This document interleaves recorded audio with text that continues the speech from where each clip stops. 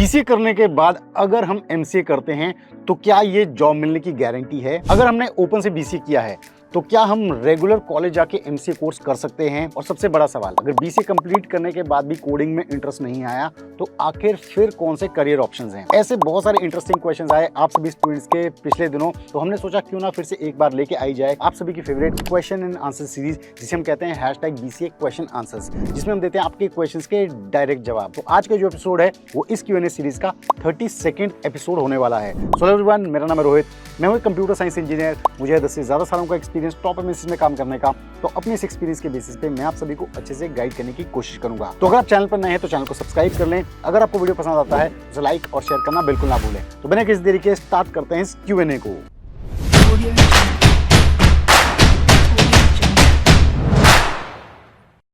To get free career counseling, check the link in description box and pin the comment below.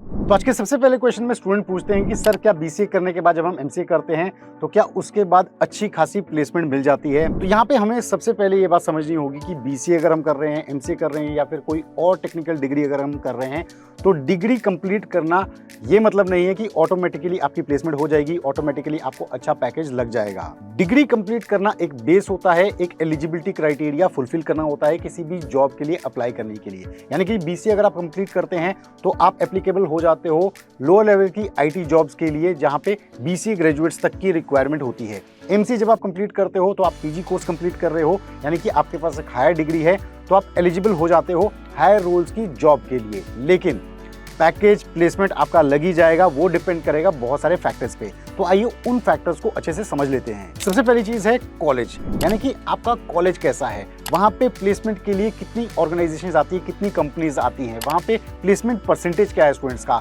Highest package कितना जाता है, average package कितना जाता है। तो कॉलेज बहुत ज्यादा मैटर करता है, क्योंकि यहाँ पे आपको अपॉर्चुनिटी मिलेगी प्लेसमेंट में बैठने के लिए।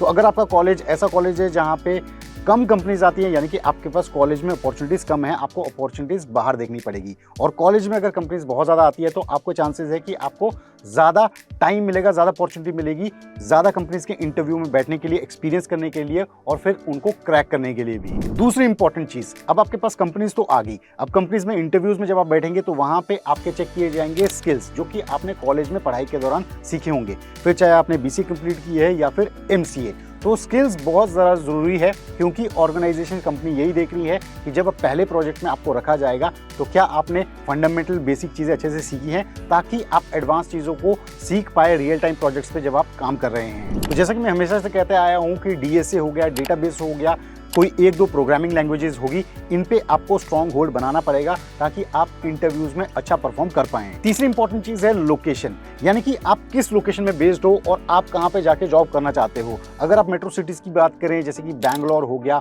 दिल्ली एनसीआर हो गया, मुंबई हो गया, तो यहाँ पे आपको अपॉर्चुनिटीज ज्यादा मिलेंगी। लेकिन अगर आप टियर 2 टियर 3 सिटीज की बात करें तो यहाँ पे शायद आपको अपॉर्चुनिटीज कम मिले। तो लोकेशन भी बहुत ज्यादा मैटर करता है। फोर्थ इंपॉर्टेंट चीज है कंपनी टाइप, यानी कि आप जिस कंपनी में जा रहे हो वो किस टाइप की कंपनी है, इस पे भी आपके पैकेजेस वेरी करते हैं। यानी कि आप सर्विस बेस्ड कंपनी में जा रहे हो, प्रोडक्ट बेस्ड में जा रहे हो, आप किसी स्टार्टअप में काम करने जा रहे हो, तो इसके हिसाब से भी आपका पैकेज वेरी करेगा। लेकिन हाँ, प्लेसमेंट की अगर हम बात करें तो प्लेसमेंट स्पेसिफिकली स्किल बेस्ड आपकी फोकस होती है कि कितने अच्छे आपके स्किल्स हैं।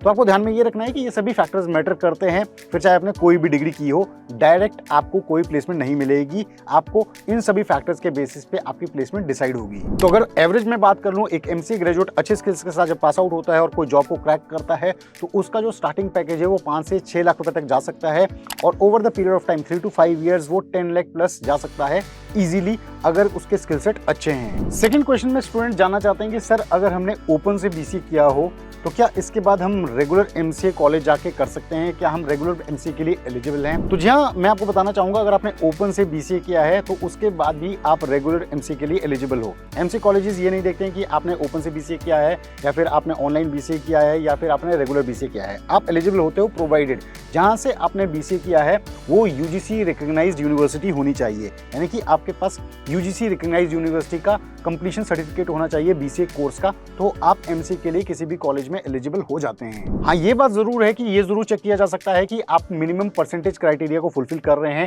बीसीए कोर्स में जब आपने डिग्री कंप्लीट की है। इसके अलावा ये भी चेक किया जा सकता है कि आपके पास मैथ्स या स्टैटिस्टिक्स का बैकग्राउंड है बीसीए कोर्स में, ताकि डिफरेंट एमसीए कॉलेजेस की रिक्वायरमेंट मीट हो सके। ये कॉलेज टू कॉलेज वेरी कर सकता है। इसके अलावा हम देखते हैं कि बहुत सारे कॉलेजेस में एंट्रेंस एग्जाम बेस्ड एडमिशन भी होता है, जैसे कि निमसेट पॉपुलर एंट्रेंस एग्जामिनेशन है एमसीए कोर्स के लिए। तो यहाँ पे एंट्रेंस एग्जामिनेशन के स्कोर के बेसिस पे आपका एडमिशन होगा।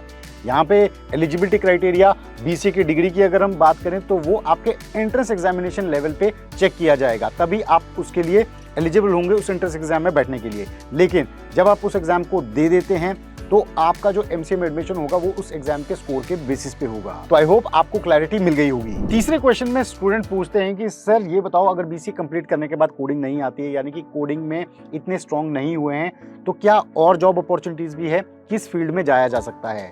तो बहुत सारे स्टूडेंट का ये क्वेश्चन रहता है, क्योंकि हम देखते हैं कि बीसीए में स्टूडेंट जब आता है तो वो चाहता तो है कोडिंग करना, लेकिन कई बार कोडिंग में इंटरेस्ट नहीं आता है या फिर कोडिंग के कंसेप्ट समझ में नहीं आते हैं। उसके बाद बीसीए कंप्लीट करने के बाद ये टेंशन हो जाती है कि क्या अगर कोडिंग नहीं आती है तो जॉब नहीं मिलेगी।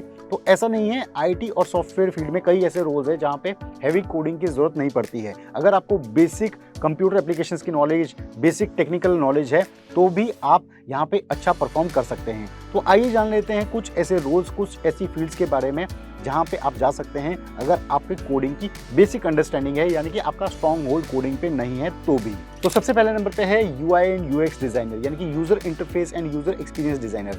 कोई भी वेबसाइट जब डेवलप कर रहे हैं तो फ्रंट से कैसी दिखेगी, उसका इंटरफेस कैसा होगा, उसका डिजाइन कैसा होगा, उसमें बटन प्लेसमेंट कैसे होंगे, उसमें लिंक्स कैसे होंगे, ये सब चीज़ें एक यूआई यूएक्स डिजाइनर बिल्ड करता है। यहाँ पे बहुत ज़्यादा आपको कोडिंग की ज़रूरत नहीं पड़ेगी, आपको बेसिक HTML, CSS, जावास्क्रिप्ट ये आती हैं तो भी आप इस फील्ड में जा सकते हैं। दूसरे नंबर पे है digital marketing, SEO, social media. तो आप देखते होंगे कि बीसीए में एक स्पेशलाइजेशन भी हमें देखने को मिलती है जो स्पेसिफिकली है डिजिटल मार्केटिंग फील्ड से रिलेटेड। तो आप इस फील्ड को भी ऑप्ट कर सकते हो, यहाँ पे भी आपको कोडिंग की ज़्यादा जरूरत नहीं पड़ेगी। तीसरे नंबर पे है business analyst and data analyst. यहाँ पे भी आपको कोडिंग की ज़्यादा जरूरत नहीं पड़ेगी। जो बिजनेस का डेटा है उसके बेसिस पे आपको इंसाइट्स डेवलप करने होते हैं, रिपोर्ट्स डेवलप करनी होती है, ताकि बिजनेस उसके हिसाब से डिसीजन ले पाए ग्रोथ के लिए। इसके लिए आपको बेसिक टूल सीखने होंगे, जैसे कि एक्सेल हो गया, पावर बीआई हो गया, टेब्ल्यू हो गया। इन टूल्स को आपको स्ट्रॉन्ग बनाना पड़ेगा, तब आप इस फील्ड में जा सकते हैं। फोर्थ नंबर पे है QA and software testing, QA यानी कि क्वालिटी एश्योरेंस। तो आप टेस्टिंग साइड भी जा सकते हो। जो डेवलपर्स कोड क्रिएट करते हैं, प्रोग्राम क्रिएट करते हैं, उन पे आपको बग्स आइडेंटिफाई करने होते हैं। मैनुअल टेस्टिंग भी होती है, ऑटोमेशन टेस्टिंग भी होती है टूल बेस्ड पे। तो उन्हें सीख के आप QA एंड टेस्टिंग रोल्स में भी जा सकते हैं। पांचवें नंबर पे है IT सपोर्ट या फिर टेक्निकल सपोर्ट। इसमें सिस्टम, सॉफ्टवेयर और नेटवर्क रिलेटेड इश्यूज को आप डिबग करते हो, उन्हें करेक्ट करते हो। तो इन रोल्स को भी आप चेक कर सकते हो, इसमें भी कोडिंग की ज्यादा जरूरत आपको नहीं पड़ेगी। नेक्स्ट क्वेश्चन में स्टूडेंट पूछते हैं कि सर मैं 3 साल का BCA जनरल कोर्स कर रहा हूं, तो क्या ये कोर्स वैलिड होगा फ्यूचर में या बंद हो जाएगा? तो मेरे को लग रहा है कि आपका जो कंफ्यूजन निकल के आ रहा है, ये जो नई एजुकेशन पॉलिसी है NEP 2020, जिसमें BCA को 3 साल से 4 साल करने की बात की गई है, तो इससे आपको एक कंफ्यूजन डेवलप हो रहा है। तो ऐसा नहीं है कि ये जो 3 साल की जनरल BCA की डिग्री है फ्यूचर में वैलिड नहीं होगी, ये बिल्कुल वैलिड होगी। हाँ, BCA ऑनर जैसा हम कर रहे हैं 4 साल का, इसमें 1 साल आपको रिसर्च में इसमें देना होता है। तो ऐसा नहीं है कि सिर्फ यही वैलिड होगी। BCA 3 साल की जो स्टूडेंट्स कर रहे हैं वो भी वैलिड होगी। बस आपको ध्यान में ये रखना है कि जिस यूनिवर्सिटी से आप कर रहे हैं वो UGC अप्रूव्ड यूनिवर्सिटी होनी चाहिए, ताकि आप जिन जॉब्स के लिए अप्लाई कर रहे हैं या फिर हायर कोर्सेज में जा रहे हैं आप उसके लिए एलिजिबल हों।